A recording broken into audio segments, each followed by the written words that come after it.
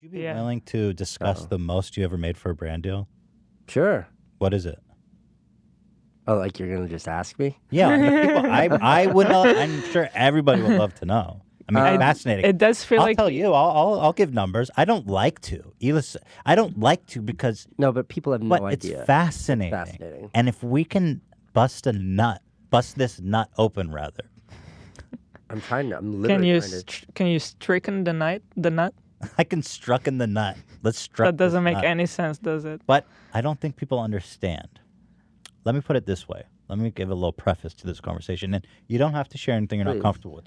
Okay, go. I know you're a guy that works with a lot of brands. And I do. I think you probably got some big paychecks in your day. Yeah. I have no complaints. Yeah. But I'll put it this way. Go. When I was first starting out my YouTube career, I befriended a big creator.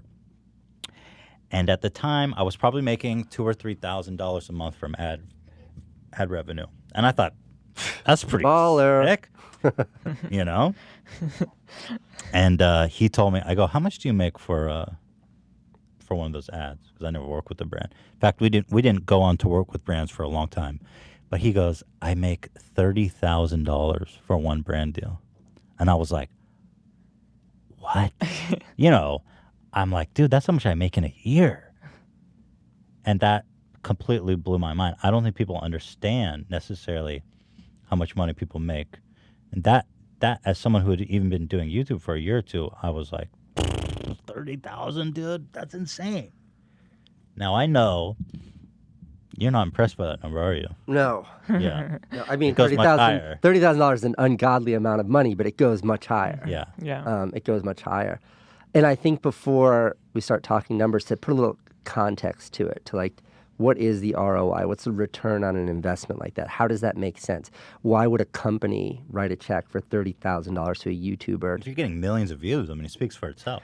Sure, but I think I look at my wife, Candace, and I look at what her ad spending is, which, she's a tiny startup, Billy. Like, they're bootstrapping. They don't do a lot in revenue.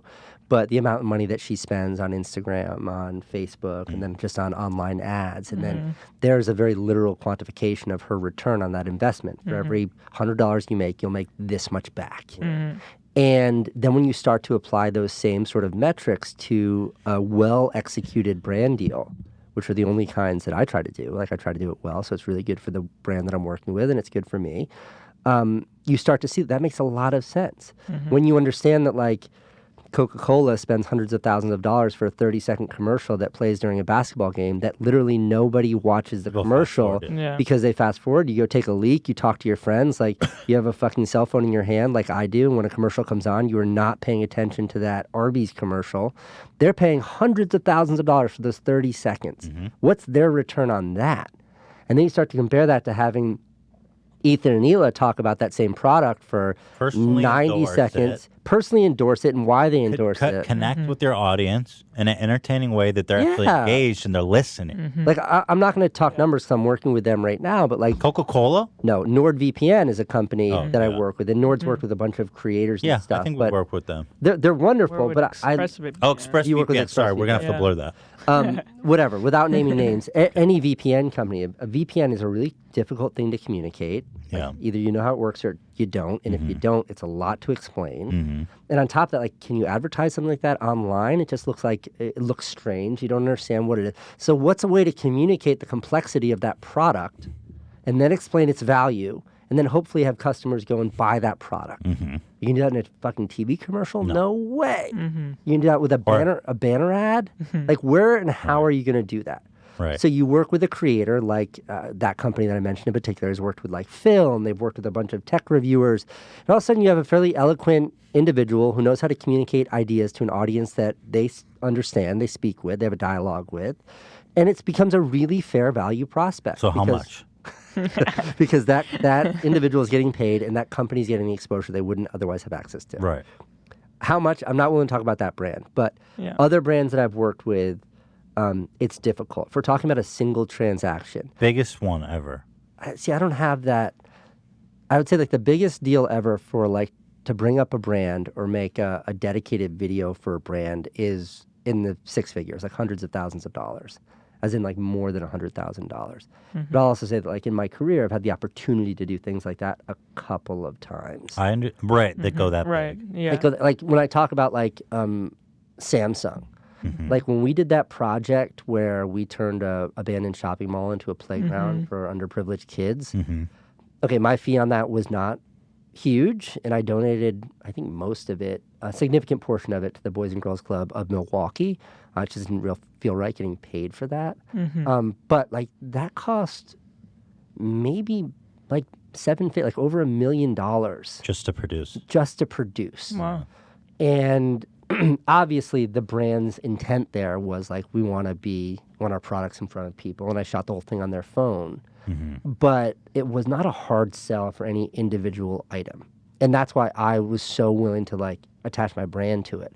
I did behind the scenes videos. I did the hero video, which did like 5 or 10 million views. I did all of this stuff, and it was all about Samsung, because they were like sticking their necks out to spend over $1 million on a project that like, they're not doing print ads. They're not getting like, this isn't a Super Bowl commercial. This is literally like Casey Neistat turning a fucking shopping mall into a dangerous playground for kids. Yeah. So there was a lot of money thrown at something like that, even though my fee may not have been so high. So that's why I don't have like I know it's satisfying. I got paid $200,000 to talk about this pair of shoes. Like that sort of clean transactions never happened. Right. And on the ones where there's real money being pushed around, it's usually a far more complex. It's more deal complicated. Like that. I know it's not as satisfying yet. It is satisfying. No, yeah. I'm extremely satisfied. Okay, good. I feel good. Yeah. I feel good. I'm extremely satisfied. The one-off deals that are like, we'll give you 50 grand to say this. Yes. Typically say no to, because then it starts to feel like your channel is like this place for transactions. Like I just had a deal, and it was very lucrative. It was 6 figures, but it was from a laptop company. And what their request was, we want you to do a product review, a video just about our laptop, and we want you to endorse it. Oh. And for that, we'll give you this much money. But it was like enough money to pay for my kids' fucking college. Right. It was very hard to say no to. Yeah. But it did cross the line of what I felt was acceptable to share with my audience. Right. And that is really, really tough, because those opportunities, like, Yeah. I don't get them every day. Yeah. We've had a lot. Not a lot. Not but a lot, There's but been yeah. some opportunities that it's oftentimes that like the most lucrative ones are the ones you really should say no to. Yeah.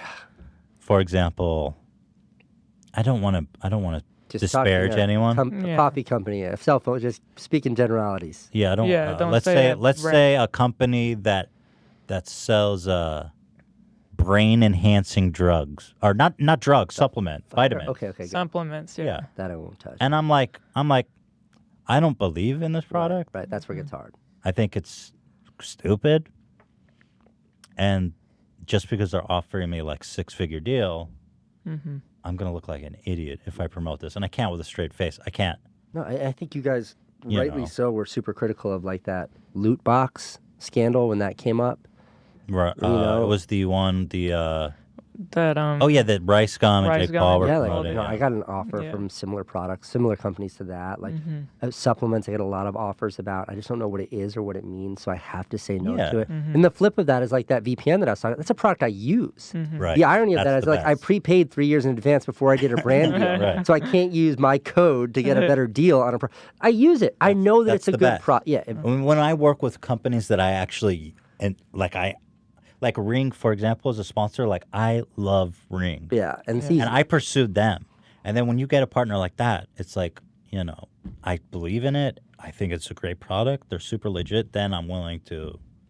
I've gotten some cool offers and lucrative offers from car companies. Really? Yeah, that I can't in good conscience. Because say you don't yes. like the car? Bro, I That's always so make fun of funny. Matthew McConaughey because he's in all these Lincoln commercials. And I'm like, that dude does not drive a Lincoln, bro. If he does, he's in the right. But like, He does. I drive a Tesla, and I remember like a car company was producing an electric car, and I was like, "That's cool. It's not as good as my Tesla." And I really believe in my Tesla, and Tesla doesn't pay for advertising, No, which they sucks. don't. I talk about them all the time. But here. it's like I couldn't, in good conscience, be like, "Wow, this new electric car from this other company is amazing," because I don't believe They it. really aren't. We started looking around, like, what are the other options to Tesla? And it's none. Their lead It's- is unreal. Yeah. The cars, it's so much But- better. But it's good that, but anyway, that's great.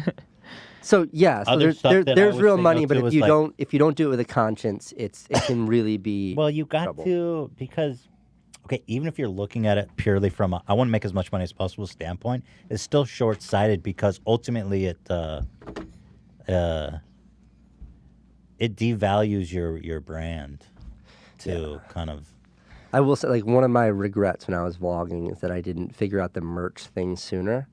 Yeah, that was a big thing. I never- Kind of came out of nowhere though. The Paul brothers. To be The Paul brothers, yeah. totally, to give them the credit, I think when those two guys started selling like merch, everyone was like, "Holy crap!" dude, I gotta- Yeah. And I can tell you for a fact, Yeah. like, those guys and a lot of the guys who push merch hard, they make considerably more revenue off of their merchandise sales than they do off their AdSense. Of course.